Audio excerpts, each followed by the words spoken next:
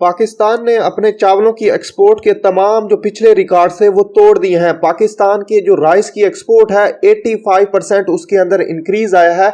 इसको international media क्या Emirates news agency क्या है ये भी हाईलाइट कर रहा है। इसी तरह अब जो आर्टिकल दोबारा इसके बारे में छपना शुरू हो जाएंगे। Pakistan rice export surge 85% reaching 2.5 billion in 8 months.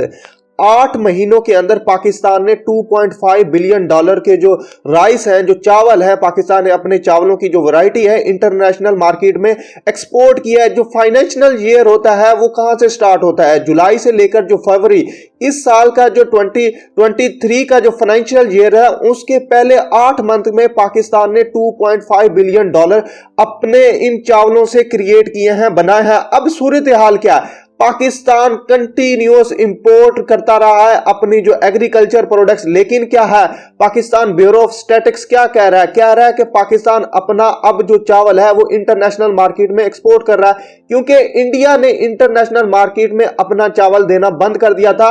इस साल पहले 8 महीने के अंदर 2023 का जो फाइनेंशियल ईयर है, क्योंकि अब 2024 का फाइनेंशियल ईयर स्टार्ट होगा, उसके अंदर देखेंगे क्या ये मार्केट सस्टेन रहती है या नहीं रहती।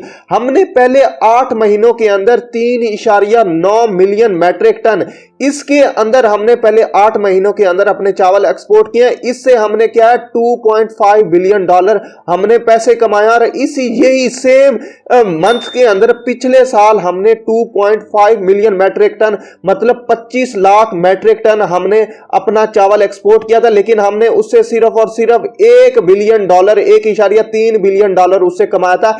इससे पता चलता है पाकिस्तान की जो चावल की एक्सपोर्ट्स है, पाकिस्तान ब्यूरो ऑफ स्टैटिस्टिक्स क्या कह रहा है, ये लीड कर रही है पाकिस्तान के अंदर, इसकी एक्सपोर्ट्स के अंदर बहुत ज्यादा इजाफा हो रहा है। तो हम इससे क्या है फ्यूचर के अंदर भी 5 बिलियन डॉलर तक हम कमा सकते हैं अगर हम प्रायोरिटाइज करें चावल की फसल को, अपने जो किसानों को बहुत ज्यादा सब्सिडीज दें। और फ्यूचर के अंदर क्या है जो चावल की ग्लोबल मार्केट है, ग्लोबल राइस मार्केट, वो कंटिन्यूअस अपग्रेड हो रही है, हाई जा रही है। रिसर्च एंड मार्केट्स क्या कह रही हैं? वो कह रहे हैं कि 2020 के अंदर जो इंटरनेशनल मार्केट थी वो 247 बिलियन डॉलर की थी, लेकिन 2027 तक क्या है ये जो मार्केट है 273 बिलियन डॉलर की पहुंच जाएगी। हम 2023 के अंदर इतना पैसा कमा रहे हैं सिर्फ और सिर्फ 2.5 बिलियन डॉलर। हम इसको नेक्स्ट ईयर, हम इस साल के मतलब पूरे 12 महीने के फाइनेंशियल ईयर में 5 बिलियन डॉलर तक करना चाहते हैं। अगर हम ये जो मार्केट है यही पेस हमने रखी फ्यूचर के अंदर, ये 273 बिलियन डॉलर की मार्केट है, ये हमारे लिए बहुत बड़ी मार्केट है, क्योंकि इसकी जो कंजम्पशन है, जो चावल है, जो राइस है, पूरी दुनिया में बहुत ज्यादा है। पूरी दुनिया के अंदर बहुत ज्यादा इस्तेमाल किया जाता है, बहुत सारी कंट्रीज इसको इस्तेमाल करते हैं और पाकिस्तान इससे बहुत ज्यादा पैसा कमा सकता है। अब देखा जाए जो बासमती चावल है ये एक बहुत ही यूनिक प्रोडक्ट है, पाकिस्तान और इंडिया के अंदर सिर्फ और सिर्फ बनाई जाती है। इंडियन जो सब कॉन्टिनेंट है ये बरसगीरा सिर्फ इन कंट्रीज के अंदर पाई जाती है, श्रीलंका और नेपाल के अंदर बहुत कम पाई जाती है।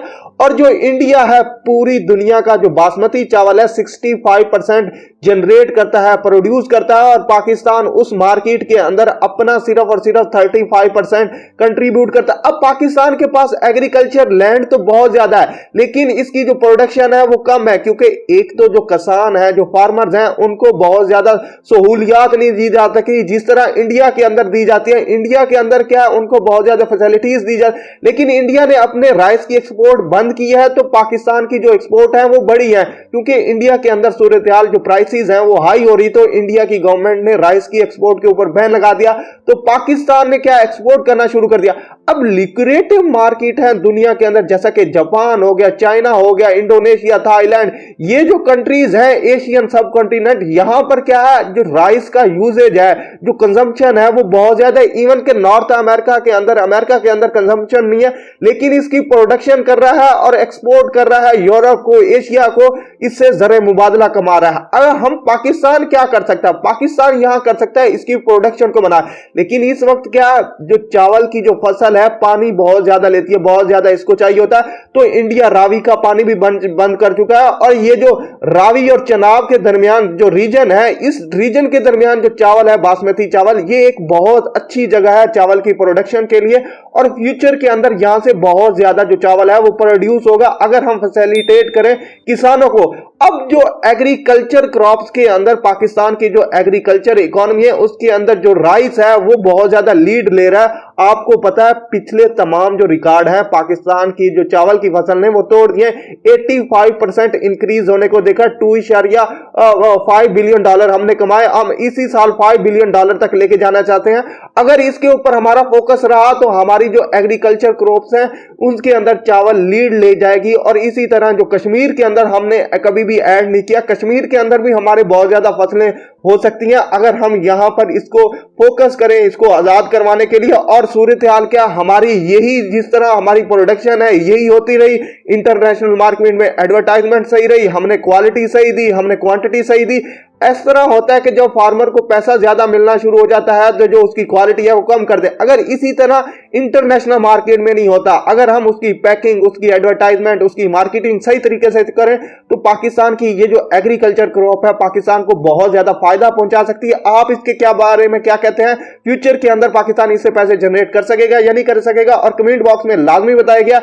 इस वक्त आपने गजा को बिल्कुल नहीं भूलना, गजा के अंदर जो सिचुएशन है बहुत ज्यादा वर्सन है। हमारे साथ जुड़े रहे। फलस्तीन को कमेंट बॉक्स में लाजमी लिखेंगे। Stay tuned with us, subscribe to master हर रोज। May Allah bless you. Allah Hafiz.